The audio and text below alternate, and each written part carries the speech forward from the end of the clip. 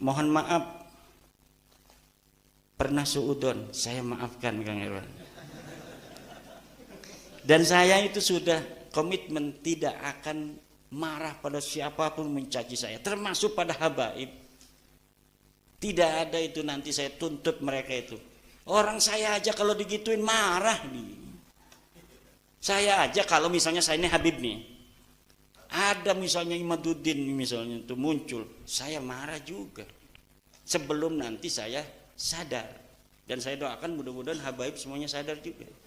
Bahwa ini kita ini bukan benci. Kalau benci dari dulu saya tidak mengisbat Ba'lawi.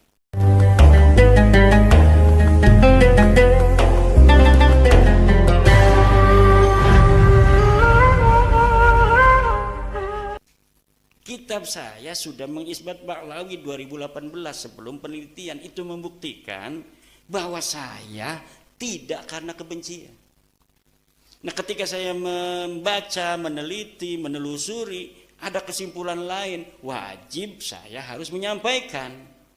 La yajuzu lil alimi kitmanu ilmihi fi hadzal bab. Tidak boleh kita menyembunyikan ilmu. Makanya saya sudah memaafkan. Termasuk pada yang ngancam segala saya maafkan. Ini adalah konsekuensi. Kalau kita tidak memaafkan berarti kita dari hawa nafsu. Udah jelas sesuatu yang akan kita bawa ini akan banyak menolak, akan banyak yang mengumpat, akan banyak yang mencela. Kok kitanya tidak siap untuk dicela? Bahkan akan menuntut orang mencela. Dia mah tidak salah mencela itu karena kamu membawa sesuatu yang berbeda. Walaupun kebenaran itu pasti akan membawa sesuatu hal yang tidak mengenakan bagi orang-orang terkait, baik bagi Ba'lawinya maupun bagi orang-orang yang mencintainya.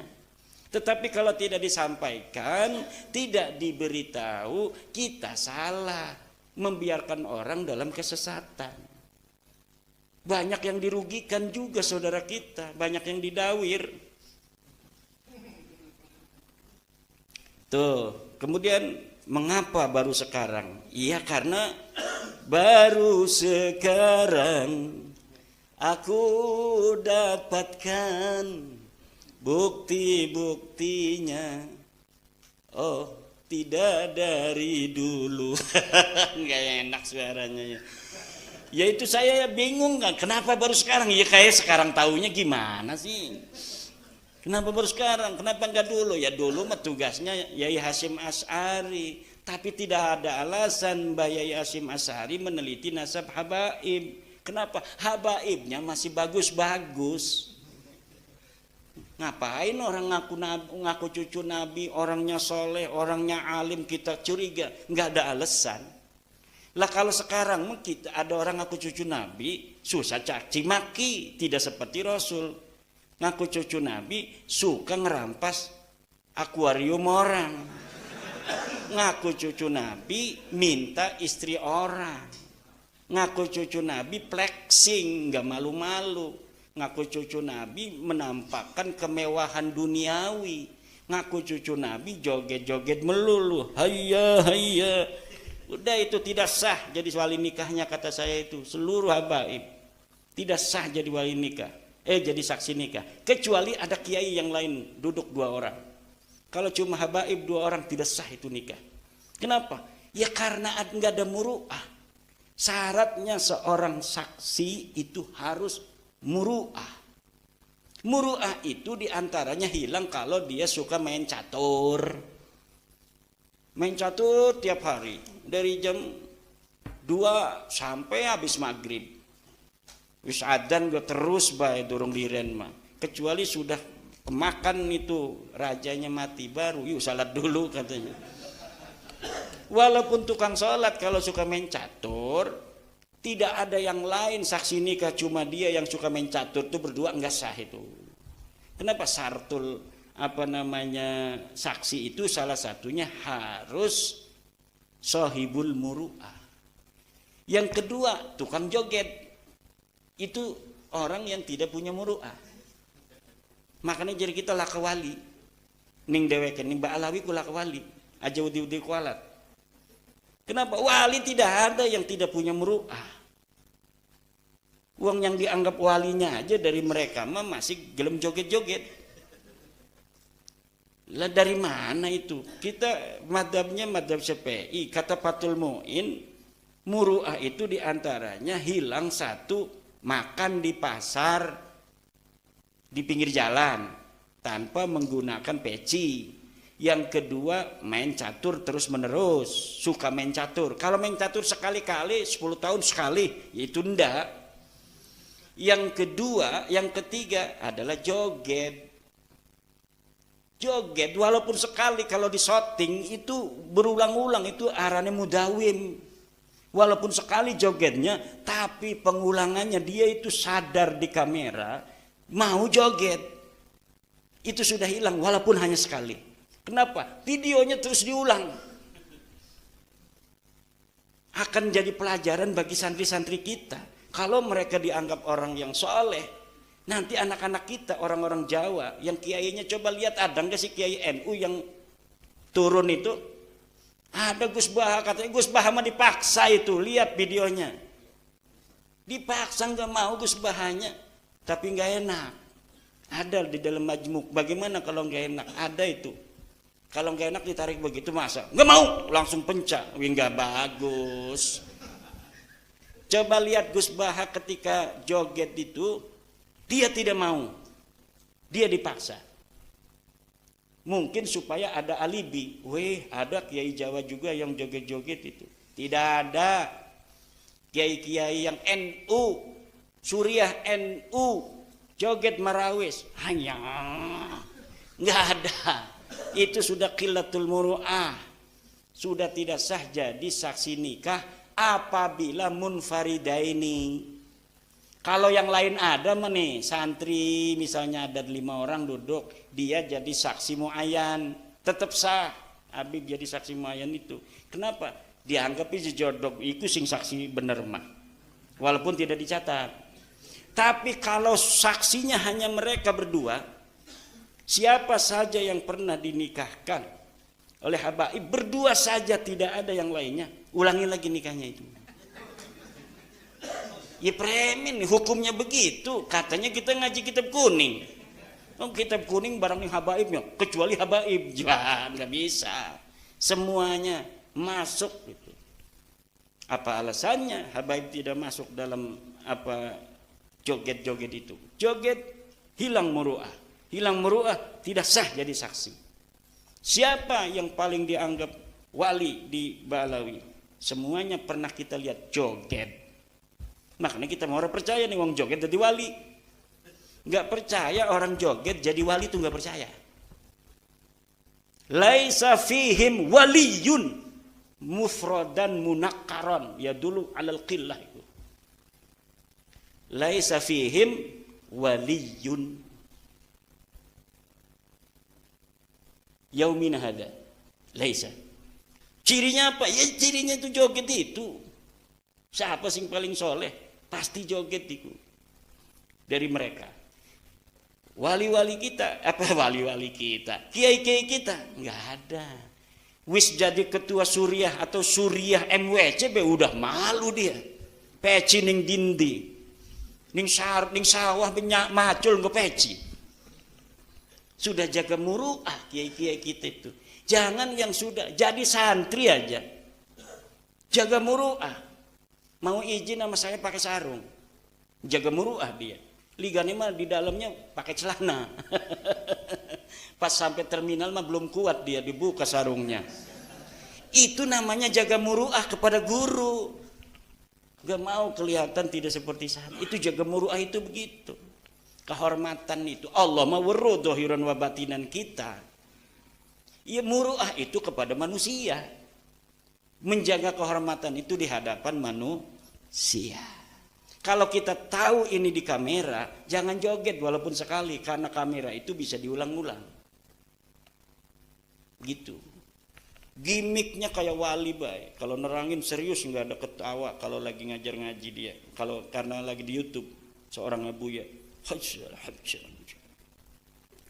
kayak wali-wali. Tapi ketika joget merawis, ngower-ngower ke bawah-bawah. Masya Allah. Ternyata dia serius itu gimmick. Apa? Hanya gimmick saja. Itu masuk di dalam iklan. Masuk di dalam cara menarik pasar. Beda dengan kiai-kiai kita. Biasa-biasa aja. Coba lihat kiai itu biasa-biasa saja. Gus Baha ngajar ngaji di hadapan siapa aja biasa, ketawa-ketawa, tidak gimmick, menjaga action, menjaga marketing. Enggak, karena apa? Ilmunya Kiai NU itu bukan marketing. Memang dia alim, memang dia saleh. Begitu di hadapan orang, begitu juga ketika tidak di hadapan orang. Tapi sekarang ini ada abuya-abuyaan, marketing ansih, gimmick saja dia bergaya begitu. Lagi ceramah, pakaian ulama.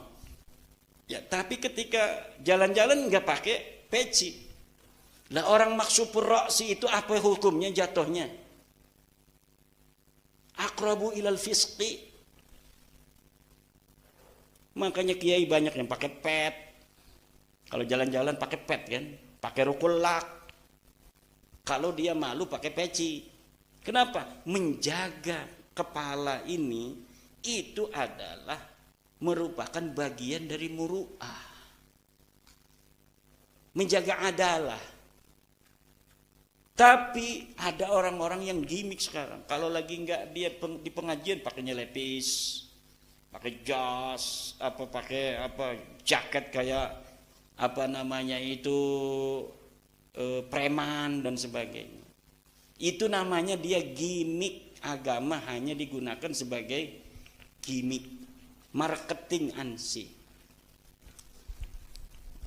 Sudah jam 12, ini kita lanjutkan. Dari Pak Abdul Hadi Arianto, sering minta oleh-oleh. Ada Habib sering minta oleh-oleh seperti akuarium.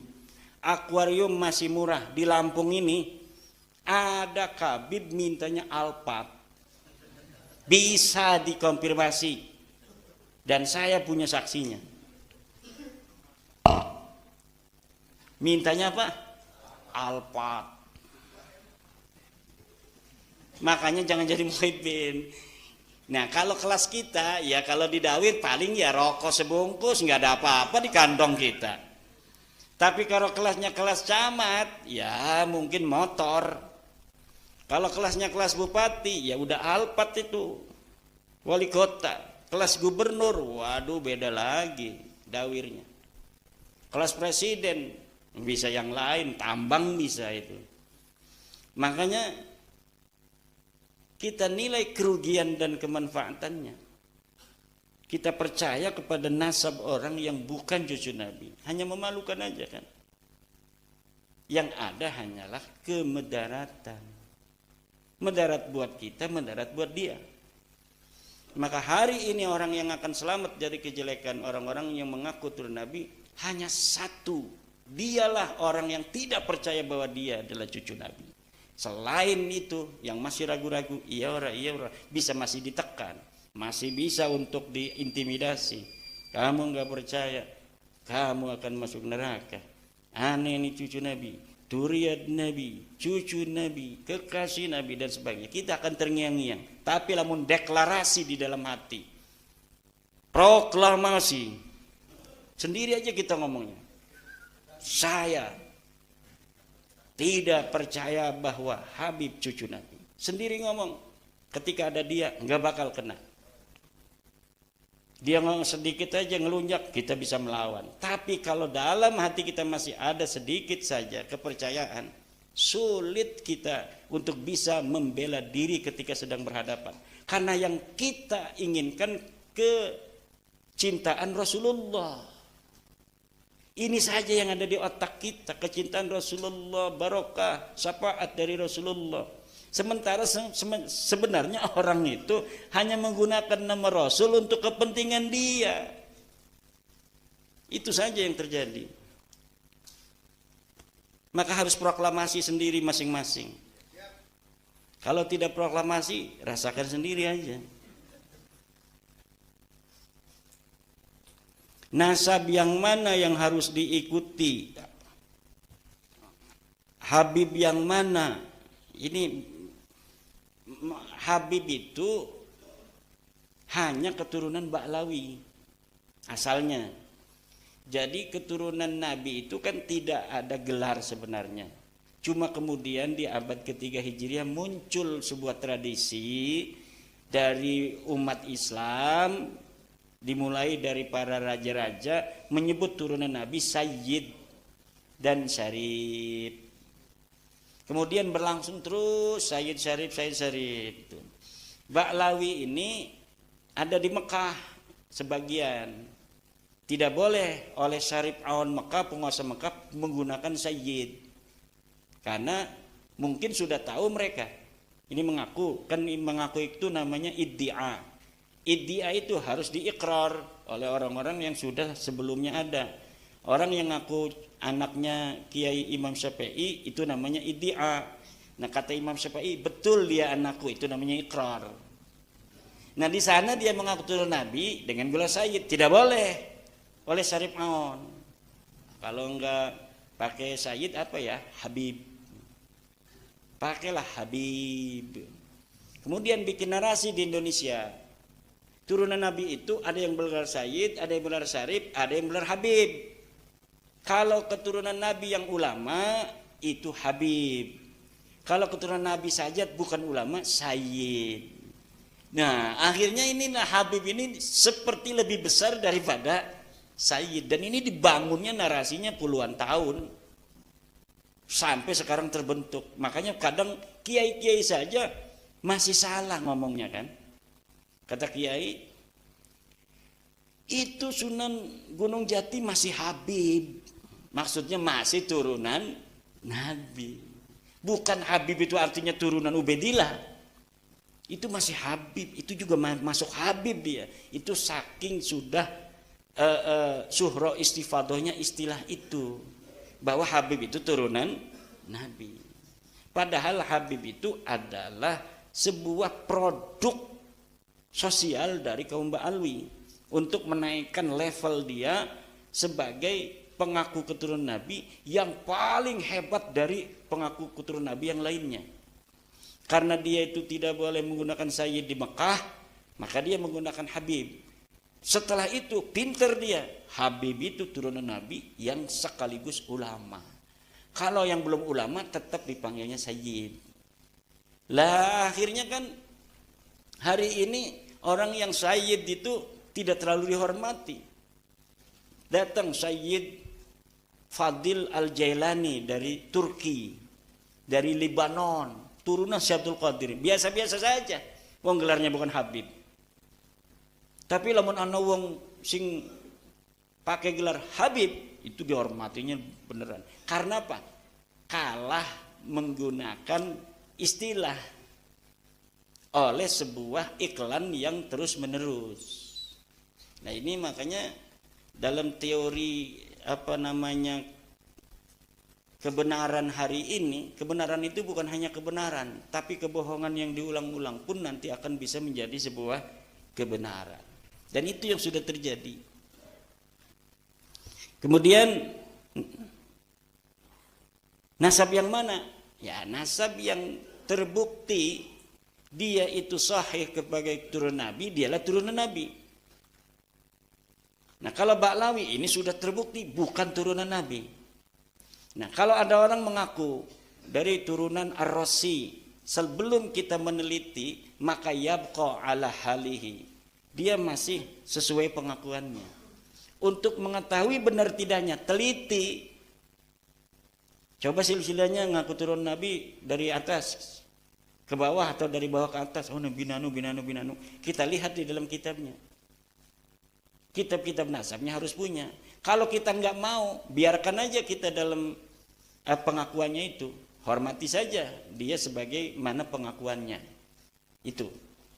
Jadi hari ini nih, selain kitab nasab, DNA juga bisa untuk menjadi validasi nasab, bukan untuk ngacak-ngacak nasab. Udah dites DNA aja dia J1, itu udah deket itu. Kalau udah tes DNA-nya J1, tinggal mencari kode-kode Quraisy, mencari kode-kode Sayyidina Ali. Karena tidak setiap J1 juga turunan Nabi, tapi syarat pertamanya harus haplogrupnya J1.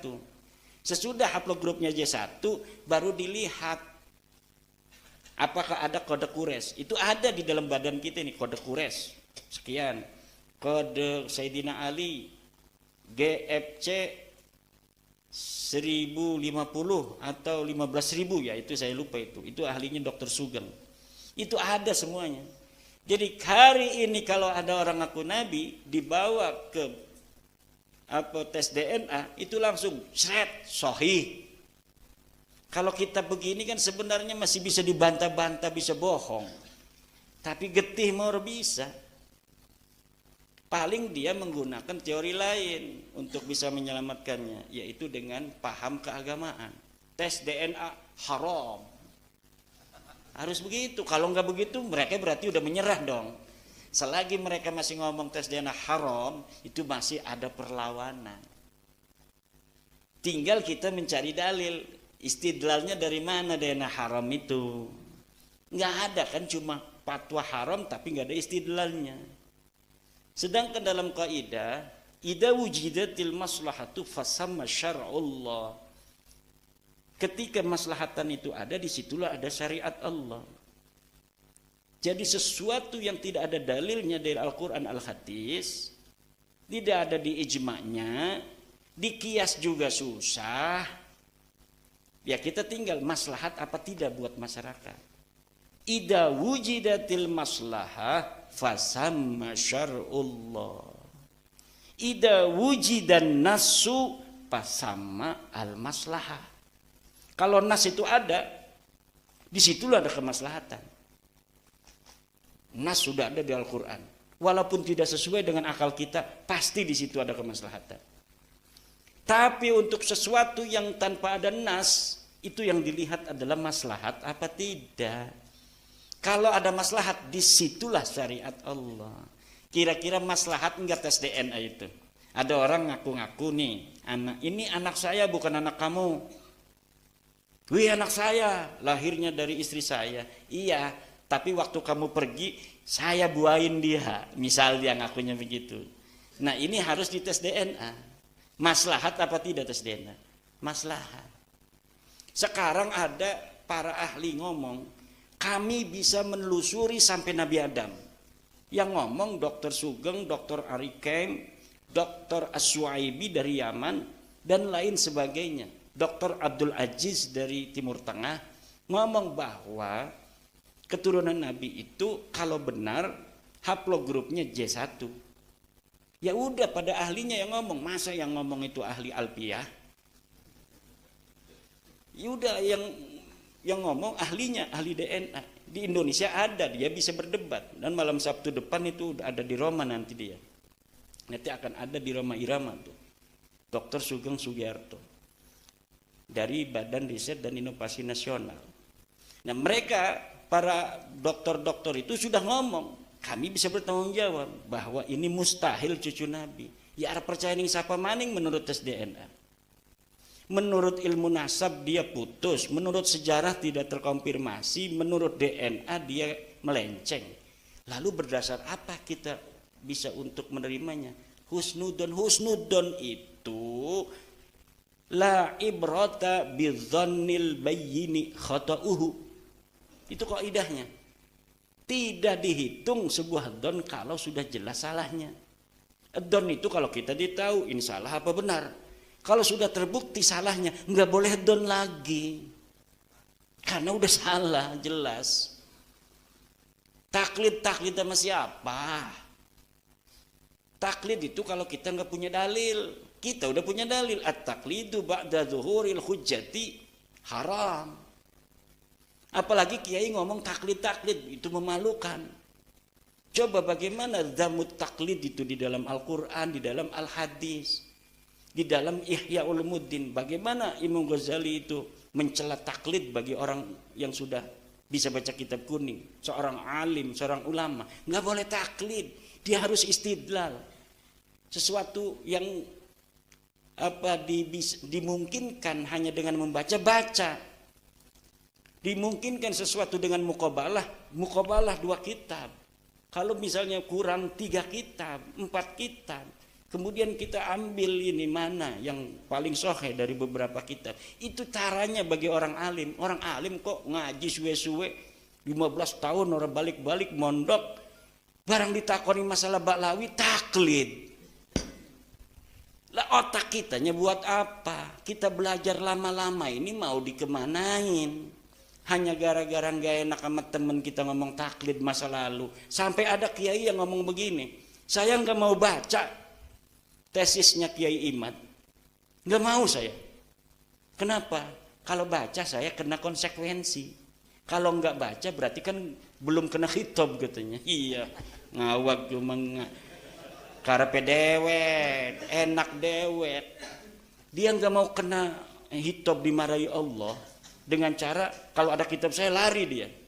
Enggak mau baca. Karena kalau sudah baca, bagi orang yang punya akal, dia bisa untuk memahami, kemudian dia berfatwa tidak sesuai dengan pemahamannya, itu hukumnya haram. Makanya daripada haram gitu kan, lebih baik saya nggak baca katanya.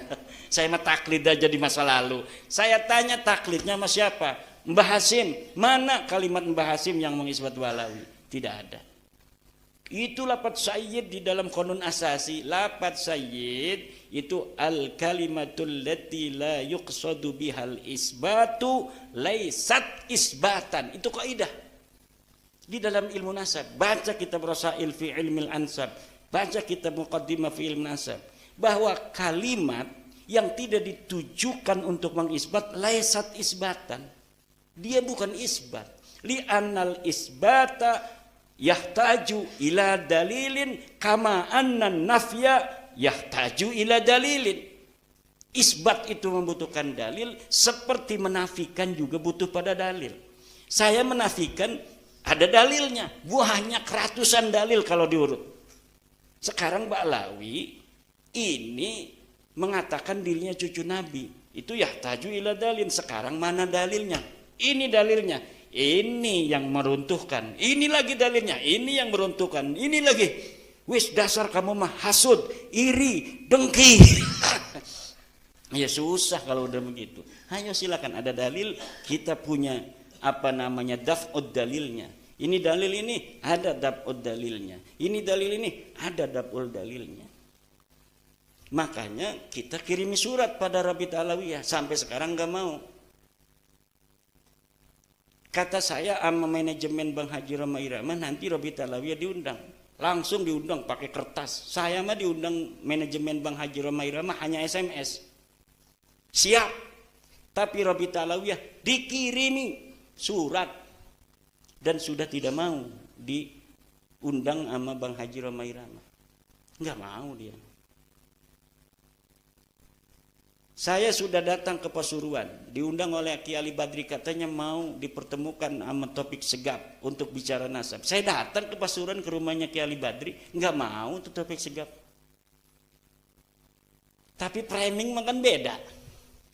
Wih, nggak mau datang ke Banten, ya di Bantennya karena saya sudah tahu SMS-nya Topik Segap atau dari perwakilannya yang mengatakan kami Rabit Alawiyah tidak akan datang dan tidak akan mengirimkan wakil. Ya sudah, kalau tidak mau datang, tidak ngirimin wakil atas nama Rabitah, buat apa saya debat dengan orang itu? Tapi tadinya mah karena kiai ini penganten, kata panitianya, kalau nggak ada kiai gimana? Ada keinginan saya untuk datang, kasihan kan orang udah modal-modal itu. Akhirnya banyak yang SMS, banyak yang kirim surat, jangan datang. Ini hasil istikharah Jawa Timur, kata Said Zulfikar, tidak boleh datang. Akhirnya saya tidak datang. Framing, al-kaburi, pangeran maweruh.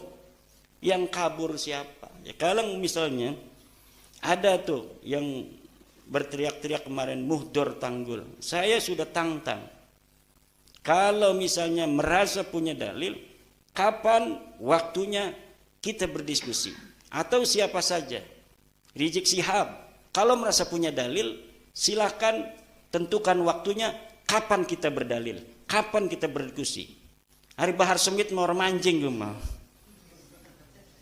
Bikin kitab judulnya aja salah. Judulnya aja udah salah menurut ilmu nahwu, ya bagaimana isinya? Jangan-jangan nanti bacanya dari kiri ke kanan, seret. Saya kalah pasti kalau kitabnya dari kiri ke kanan itu. Kemudian dari Kang Samsurijal, latar belakang apa? Itu latar belakang sudah sering itu tadi itu ya. Tapi mereka bikin framing, katanya latar belakangnya itu karena mau kawin sama Syarifah. Syarifahnya menolak atau tidak boleh. Syarifah siapa? Istri saya tuh namanya Mahbubah Musyrifah, bukan Syarifah. Ikut orangnya juga tuh.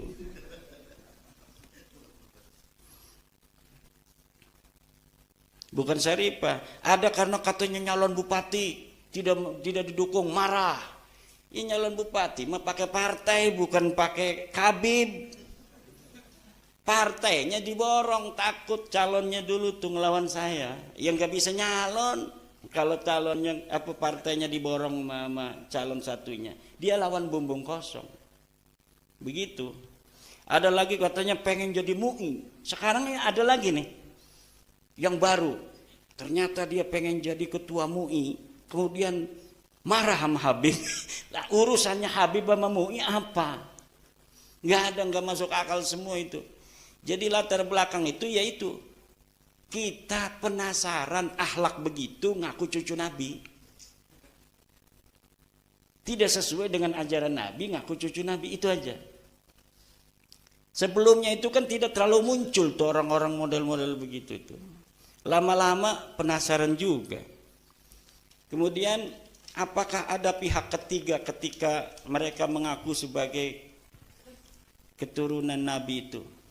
Saya tidak mendeteksi itu. Yang saya deteksi memang mereka sengaja untuk mencari leluhur mereka.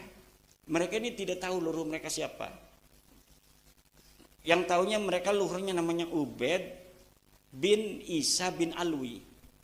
Begitu. Nah, ketika ada seorang ulama besar namanya Jadid, di situ ada Abdullah bin Ahmad bin Isa, kan ada mirip tuh. Ada Abdullah bin Ahmad bin Isa. Oh, Abdullah kayak Ubaid. Kan dia mau Ubaid ya, bin Isa. Ini ada Abdullah bin Ahmad bin Isa. Nah, ini mirip, dia kemudian ngaku ke situ silsilahnya. Abdullah bin Ahmad bin Isa bin Muhammad An-Naqib bin Ali Al-Uraidi. Sekarangnya mereka Alwi bin Ubaid bin Ahmad bin Isa bin Muhammad An-Naqib. Sebelumnya bukan itu. Sebelumnya itu ngaku ke Bani Ahdal dulu. Ubaid bin Isa bin Alwi bin Himham bin Aun bin Musa Al-Qadim. Karena kemudian mereka tahu Musa Al-Qadim tidak punya anak Aun, tertolak oleh kitab-kitab nasab seperti Tahdhibul Ansab, mereka lebih pintar daripada yang dicangkok. Yang dicangkok sampai sekarang tertolak tuh. Karena Aun ini bukan anak Musa Al-Qadim. Tapi mereka mah sudah nganclong ke Ahmad bin Isa ini pada abad 9. Mereka ini bersaudara. Ibnu Am, akhuhu wabnu ammihi. Kata Rumel kemarin dia bikin sebuah narasi. Ibnu Am itu maksudnya kan yang jauh juga Ibnu Am. Ya kita ini semuanya Ibnu Am dari Nabi Adam, Qabil, Habil, Nabi Sis. Tetapi sebuah ibarah itu kalau didahului oleh pendahuluan yang maknanya dekat, maka makna setelahnya itu adalah makna yang dekat dengan makna yang dekat itu. Apa itu maksudnya? Di situ ada qadima jadduhu Muhammad bin Sulaiman minal Iraq ilal Yaman. Huwa wa akhuhu wa ibnu ammihi. Itulah adalah akhuhu wa ibnu ammihi. Itu menandakan Ibnu Am ini adalah Ibnu Am yang dekat sekali Karena di situ ada akhuhu. Jadi akhuhu ini adalah Bani Kudaimi dan Bani Hadalin bersaudara. Yang satunya adalah saudara sepupu, berarti satu kakek. Yang anehnya juga Bani Kudaimi pun silsilahnya sekarang yang disebut saudara sakik itu berbeda semua tiga orang ini. Bani Kudaimi sendiri nyari silsilah. Bani Ahdal sendiri nyari silsilah. Ini Ba'alawi nyari sendiri silsilah. Semuanya berbeda. Orang yang bersaudara kemudian berbeda. Itu saya bisa memahami dari peristiwa Cirebon tentang nasab Sunan Gunung Jati. Wah, masa lalu berulang kembali kata saya. Kita udah musyawarah di Cirebon bahwa Sunan Gunung Jati ke Musa Al-Kadim. Ada yang di Banten itu yang masih Ba'alawi. Nggak mau, kalau kita mah tetap ke Ubedillah. Jadi satu silsilah, satu kakek namanya Sunan Gunung Jati, yang satu menulisnya ke Musa Al-Kadim, yang satu nulisnya ke Ubed. Itu untuk mengkonfirmasi bahwa masa lalu itu seperti itu kejadiannya. Jadi saya katakan hari ini apa yang terjadi ini adalah pengulangan dari masa lalu. Makam palsu, katanya Ubed dimakamkan di Yaman, Ahmad bin Isa hijrah ke Yaman. Mana buktinya? Buktinya adanya makam. Kata saya makam itu palsu. Kemudian muncullah makam Sumodiningrat, makam palsu. Seperti itulah dulu mereka mengisbat makam itu. Ini dapat Allah semua. Mereka ngomong Wali Songo 500 tahun tidak tercatat, makanya tidak bisa diisbat. Setelah diteliti, mereka 500 tahun lebih. Semuanya dibalas sama Allah. Semuanya itu. Ngomong apa baik deh ya. Engkau munculnya bukan dari saya, kebanyakan dari orang. Muncul sendiri, narasi yang mereka bangun kemudian dijawab oleh kejadian-kejadian yang di luar kendali kita. Ini menunjukkan bahwa memang semuanya sudah waktunya. Qad tabayyana rusdu minal ghai. Kata Syekh Nawawi, ay tamayyaza al-haqqu minal batil. Wallahu wal muwaffiqu ila aqwami thoriqin. Wassalamualaikum warahmatullahi